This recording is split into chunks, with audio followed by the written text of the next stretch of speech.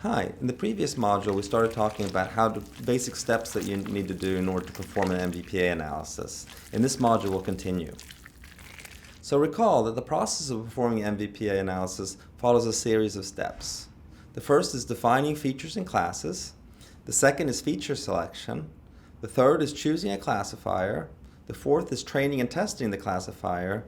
And the final step is examining the results. So we talked about the first three steps in the last module, and this time we'll talk about the final two steps. So to accurately assess the performance of a classifier when applied to a new data set, it's critical to use separate data to train and test the classifier. Ideally, we'd like to train a classifier using as much of the available data as possible. However, this is going to leave very little to test with. One approach to balance this problem is to use cross-validation. So k-fold cross-validation is performed in the following manner. So we first divide the data set into k different parts, or folds. We then leave one fold out, and then train on the remaining k-1 folds. We predict the observations on the omitted fold, and we repeat for each fold in turn. So using cross-validation approaches, each part of the data is at some time in the test data set, and at each time, multiple times in the training data set. And then finally, we compute accuracy of all the predictions made. If unbiased accuracy assessment is important, then we tend to want to use more folds, because there's less error using large training data.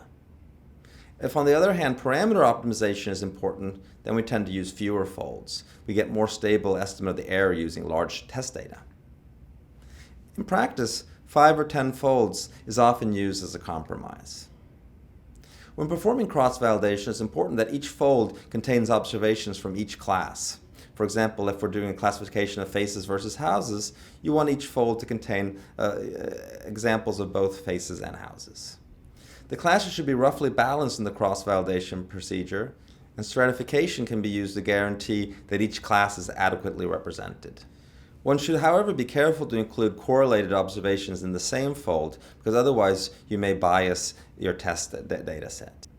Cross-validation provides a method for choosing between different types of classifiers and determining certain key parameter estimates. Final classifier weights can be obtained in a number of ways, such as averaging the weights across folds. We often want to determine the accuracy of a classifier to determine whether or not it works better than chance. A simple approach is just to use a simple binomial test with the probability of success 0.5 per trial, in the case that we have two different observations. So if our classifier doesn't do better than a coin flip in separating houses versus faces, then it's really of no use to us. A more accurate way to quantify performance is to use resampling methods. It's important to examine the accuracy for all classes of observations rather than computing the overall accuracy across observations. If almost all of the observations fall in the same class, then assigning all new observations to that class will tend to give a high overall accuracy. For example, if 90% of all observations fall in class A, then a classifier that always assigns new observations to this class will have a 90% overall accuracy. It will also have 100% accuracy of correctly classifying class A observations. However, it will have 0% accuracy of correctly identifying class B observations, because the classifier always tells you to be in class A. So this is not so good. An important question is determining which voxels drive the classification, and so the classifier weights can be mapped back onto the brain to provide information about each voxel's contribution to the classifier performance. So different classifiers may provide different maps as they're sensitive to different features in the data. So in this particular example, we might have the W here, which are the classifier weights, which again, let's just say for sake of argument that it's a vector of length V, where V corresponds to all the voxels of the brain. We can then map this back onto the brain to see what the relative contribution of each voxel. And we can use this for interpretation purposes. In fMRI, it's important to make analysis choices that balance interpretability with predictive power.